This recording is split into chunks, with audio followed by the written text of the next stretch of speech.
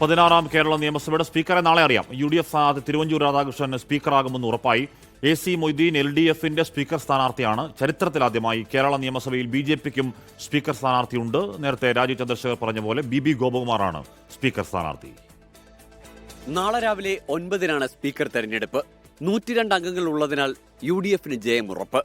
തിരുവഞ്ചൂർ രാധാകൃഷ്ണൻ 16ാം കേരള നിയമസഭയുടെ നാഥനായി തെരഞ്ഞെടുക്കപ്പെടും. PK കുഞ്ഞാലിക്കുട്ടിക്ക് ശേഷം നിയമസഭയിൽ ഏറ്റവും അനുഭവപരിചയമുള്ള അംഗമാണ് തിരുവഞ്ചൂർ രാധാകൃഷ്ണൻ. മുൻമന്ത്രിയും കുന്നംകുളം MLAയുമായ AC മൊയ്തീനാണ് LDFന്റെ സ്പീക്കർ സ്ഥാനാർത്ഥി. ചരിത്രത്തിലാദ്യമായി 3 അംഗങ്ങളെ വിജയിപ്പിച്ച BJPയും സ്പീക്കർ സ്ഥാനത്തേക്ക് മത്സരിക്കുന്നു. ചാത്തന്നൂരിൽ നിന്ന് ചരിത്രജയം നേടിയ BB ഗോപകുമാറാണ് സ്പീക്കർ സ്ഥാനാർത്ഥി. കേരള രാഷ്ട്രീയത്തിന് ചരിത്രത്തിൽ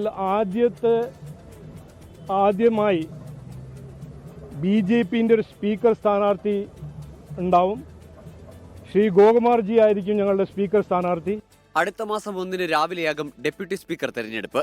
UDFന്റെ ഷാനിമോൾ ഉസ്മാൻ ഡെപ്യൂട്ടി സ്പീക്കറാകും. ഡെപ്യൂട്ടി സ്പീക്കർ സ്ഥാനത്തേക്ക് മത്സരിക്കുമെങ്കിലും ആരെ സ്ഥാനാർത്ഥിയാക്കണമെന്ന് LDF തീരുമാനിച്ചിട്ടില്ല. 24 തിരുവനന്തപുരം.